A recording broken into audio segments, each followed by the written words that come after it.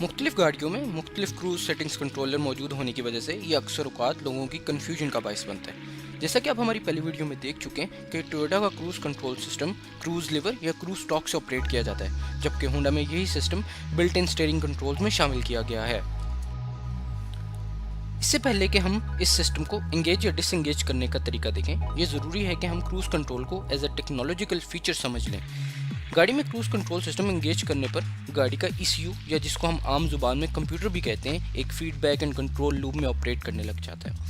ECU गाड़ी की actual speed को हर वक्त मॉनिटर कर रहा होता है और सेट क्रूज स्पीड से इसका डिफरेंस लेकर इंजन की एक्सेलरेशन को बढ़ाता या कम करता है। ये माइंड में रखना ज़रूरी है कि डिसेलरेट करने के लिए ये सिस्टम सिर्फ इंजन ब्रेकिंग का ही इस्तेमाल करता है। ये सिस्टम मैकेनिकल ब्रेकिंग करने की सलाहियत नहीं रखता। चूँकि ये सिस्टम हाईवेज और मोटरवेज के लिए डिज़ाइंड है, इसलिए यूजुअली एक्सेलरेट करने की ही ज़रूरत पड़ती है ताकि सेट क्रूज स्पीड तक पहुंचा जा सके।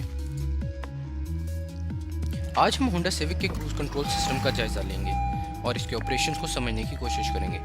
टोयोटा की तरह होंडा का क्रूज कंट्रोल सिस्टम भी मिनिमम 40 किलोमीटर/आवर की स्पीड पर एंगेज होता है। स्टीयरिंग कंट्रोल के राइट साइड पर मौजूद क्रूज बटन इस सिस्टम के मास्टर स्विच के तौर पर काम करता है। इसको प्रेस करने पर मीटर क्लस्टर में क्रूज मेन का इंडिकेटर ऑन हो जाएगा।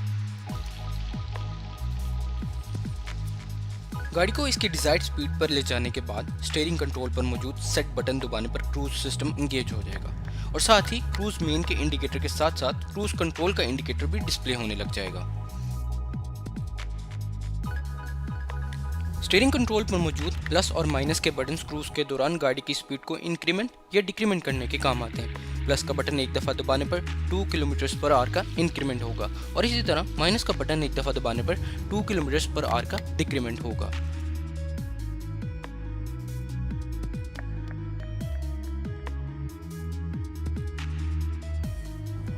कैंसिल का बटन दबाने पर क्रूज डिसएंगेज हो जाएगा, लेकिन सिस्टम स्विच ऑफ नहीं होगा।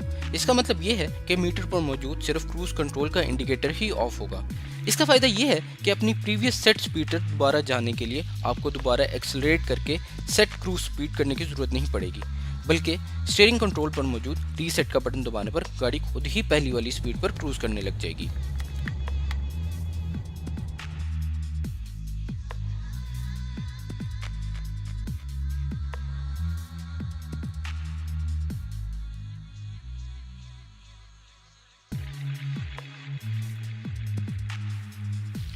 क्रूज को डिसएंगेज करने के लिए कैंसिल बटन के अलावा ब्रेक पेडल का भी इस्तेमाल किया जा सकता है। सिस्टम को मुकम्मल तौर पर स्विच ऑफ करने के लिए क्रूज बटन को दबाएं। इसके साथ ही क्लस्टर में मौजूद क्रूज मेन की लाइट भी बंद हो जाएगी। अगर सिस्टम के हवाले से आपका किसी किस्म का भी कोई सवाल है तो नीचे कमेंट सेक्शन में ज़रूर टाइप करें।